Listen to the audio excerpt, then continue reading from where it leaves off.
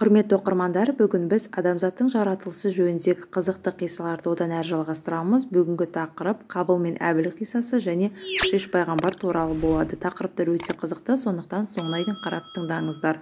Хауа-ананың әуелгі баласы Қабыл еді. Қабылмен бірге бір егіздің сыңары қыз туылады. Ол өте сұлу Ақлима есімді қыз еді. 2 жылдан соң Әбілмен бірге тағы бір қыз туылады. Оның есімі Лабуда еді.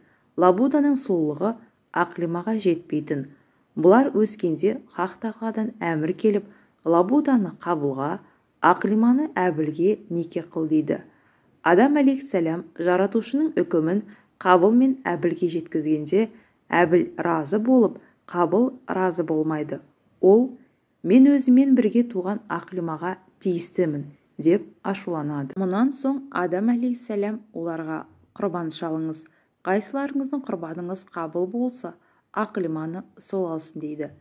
Қабылдың кәсібі егін егу еді. Әбілдің кәсібі хайуан асырау. Қабыл құрбандық орнына бидай әкеп шалды да, Әбіл семіз түйе шалды. Әбіл құрбанның қабыл болғаны үшін Алланың үкіміне разы болды. Қабыл болса, құрбандығының қабыл болмағаны себепті Алла үкіміне ашуланды. Қабылдың күншілдігі артып, ашумен Әбілге: мен сені өлтіремін дейді.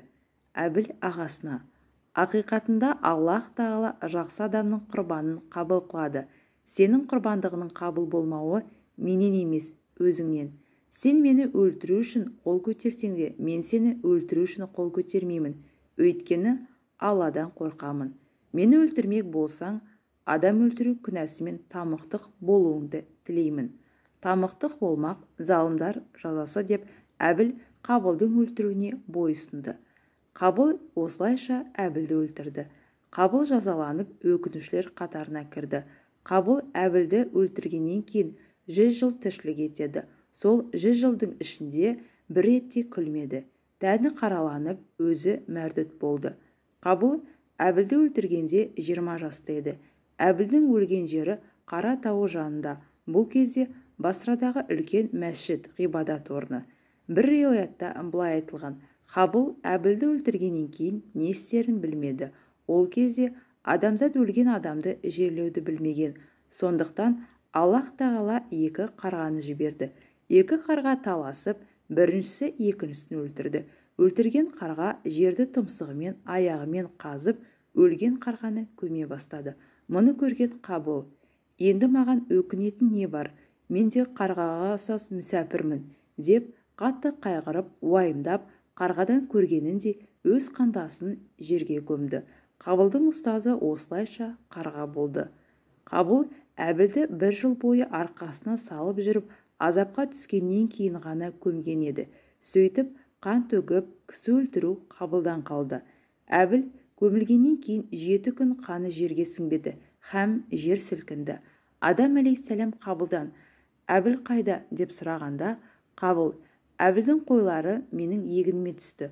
Сол себепті мен Әбілді өлтірдім дейді. Адам алейхиссалам қатты қайғырып, Хауа-анамен қосылып көп жылайды.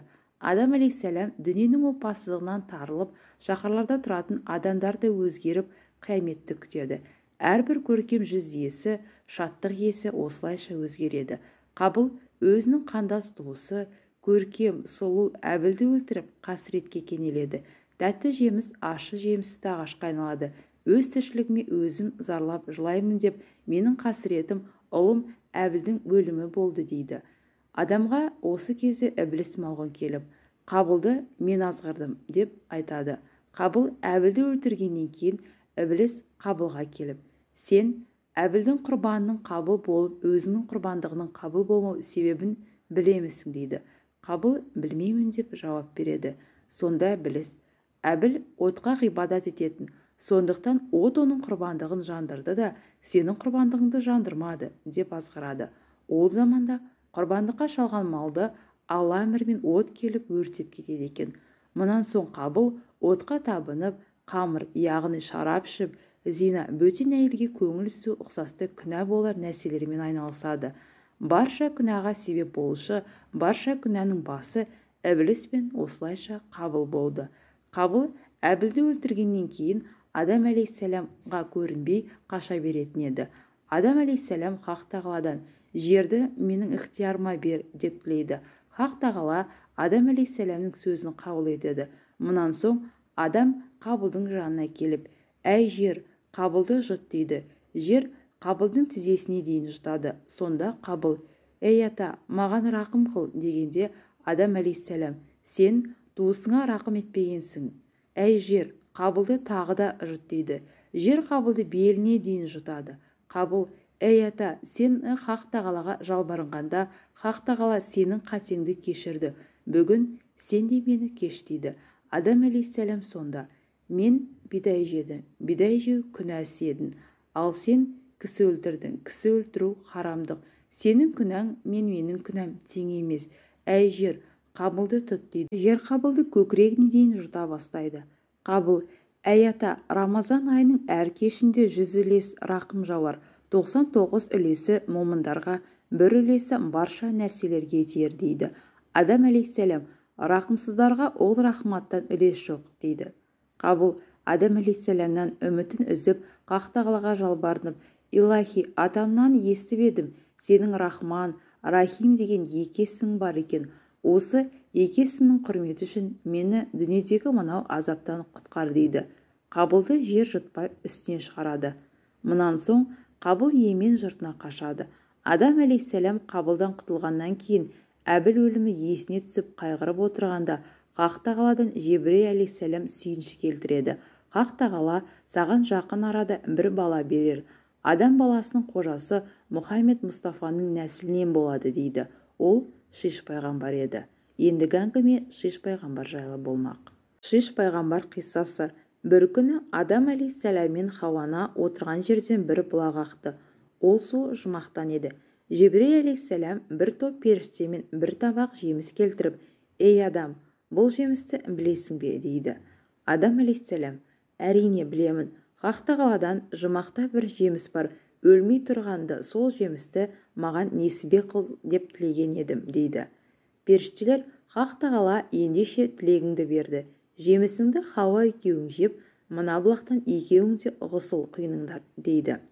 Адам алейхиссалам жемісті жеп, Хауана екеуі ғұсыл құйынып, бір-біріне жақындық қылды.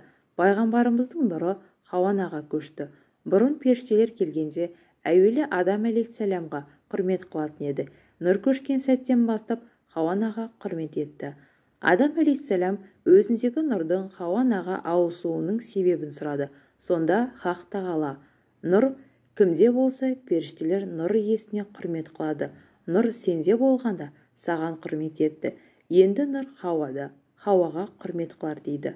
Хауанадағы нұр Шиш алейхиссаламға көшіп, маңдайынан көк нұры жалтырар еді. Шиш алейхиссалам Адам алейхиссалам басқа балаларынан гөрі сұлулық пен ғылымдықтан артық еді.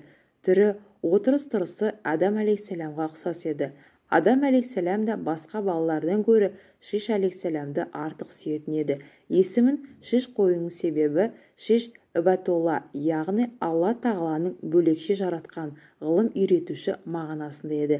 Әуелі ғылым үйретуші шариғат үкімдерімен шұғылданып дәріс берген Шиш алейхиссалам еді. Шиш алейхиссалам балиғатқа толғанда Жабрейл алейхиссалам Адамға келіп, ертең Шишті және барлық балаларыңды бір жерге жинап бастарын қос. Мұқараб, яғни Аллаға жақын періштелер келіп, мүбәрәк нұр үшін Шиштен уәде алмақ дейді. Ертеңде Адам алейхиссалам барлық балаларын жанына жинайды. Жебірей алейхиссалам 70 мың періштемен келіп, Шиштен уәде алып бекітті. Ол уәденің мағынасы Шиш алейхиссалам өзіндегі нұрды сақтауға ыждағат қылсын, таза, адал қатындармен некеленіп, харамнан шүбәлі күмәнділерден сақтансын. Барша пайғамбарлардың сипаты жазылған бір сандық бар. Бұл уәде намазды сол сандыққа салып, Адам алейхиссалам сақтасын дейді. Балаларына нәсілден нәсілге жалғасатындай 3 бір ғадатнама, куәлікнама жазып, заман соңында болашақ ұрпақ бір-біріне өсиет қылып сол сандыққа салып отырсын. Бұл уәдені жұмақ жібектеріндегі бір матаға жақұт қаламмен жаздырып, періштелер ғайып болды. Жібекке жазылған жазуды Жебірей алейхиссалам мөрледі. Сол сәт Алла тағаланың құдіретті қазынасынан Шиш пайғамбарға 2 жасыл киім келтіріліп, әрбір күн нұрындай жарық сыйлаған еді. Ғадат намаз сақталатын сандықтың аты Сәкина болатын. Шиш алейхиссалам заманынан бері пайғамбарымыз Мұхаммед Мұстафаның заманына дейін ол уәде дәстүр ретінде жалғасып келді. Қасиетті нұр атадан анаға, анадан балаға көшіп отырды. Хақ тағала 40 парақты кітап ендіртіп, онда табиғаттың пайдалы дәрулерін, шайтан сиқырын, жын сиқырын, есеп һәм басқа ғылымдар түрі жазылғанын білдіртті. Адам алейхиссалам балаларына үкімдерін үйретіп, Алланы танытты.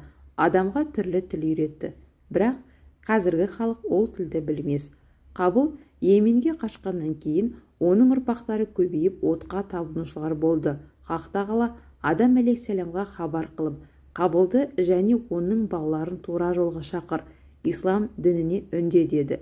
Бірақ Қабыл бұл хабарды қабыл етпеді. Адам алейхиссаламның ғұмыры 1000 жылға жақындағанда ауру пайда болды. Адам алейхиссалам барлық балаларының басын біріктіріп, Хақ тағаланың әміріне бой ұсынуларын, шайтанның азғыруынан аулақ жүрулерін, әйелдердің сөзіне ермеуге бұйырды.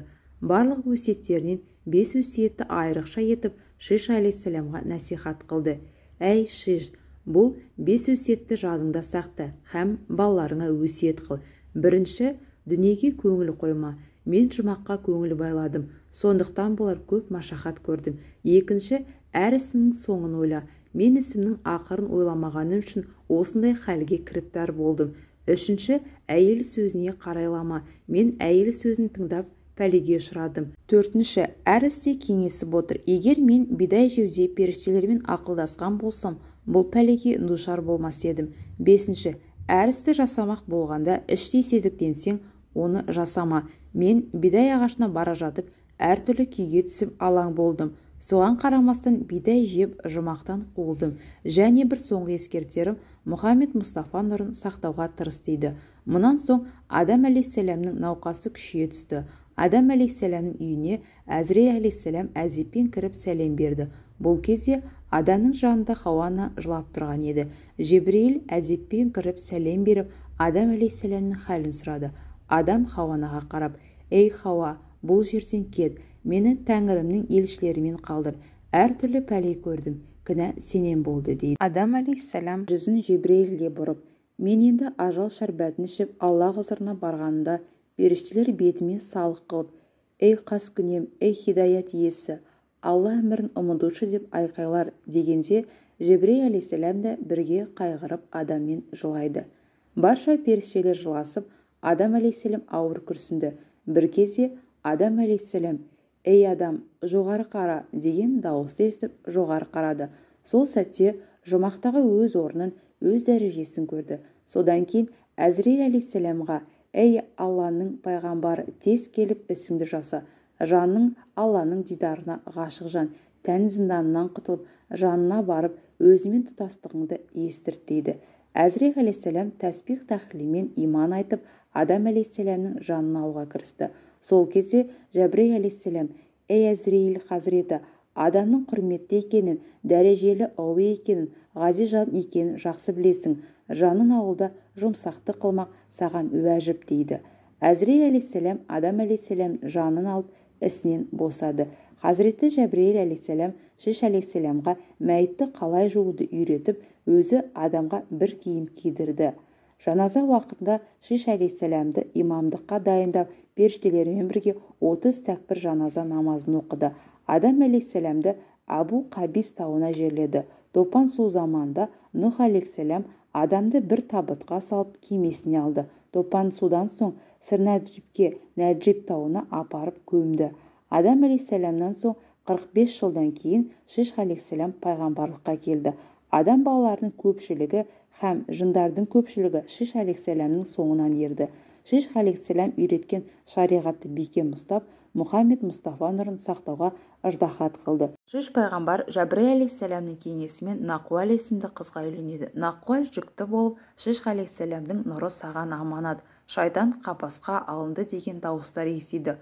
Осы хамлядан, хамля екі қабат деген мағынада Анош есімді ұл дүниеге келеді. Анош садық мағынасында. Анош балиғатқа толғанда Шиш пайғамбар, пайғамбарымыз Мұхаммедтің нұры сақтауға ыждахат қыл, бұл нұрды ғибадаттан басқаға таратпа, харамға ауыстырма деп өсиет қылды. Құрма ағашын егіп өсірген осы Анош еді. Анош 90 жасқа келгенде Қинан дүниеге келді. Қинан яғни үстем болу мағынасында. Қинаның жасы 950-ге жеткен уақытта дүниеге көп бала келді. Қинанның жасы 100-ге келгенде одан Мәхләйіл дүниеге келіп, оның ғұмыры 840 жыл болды.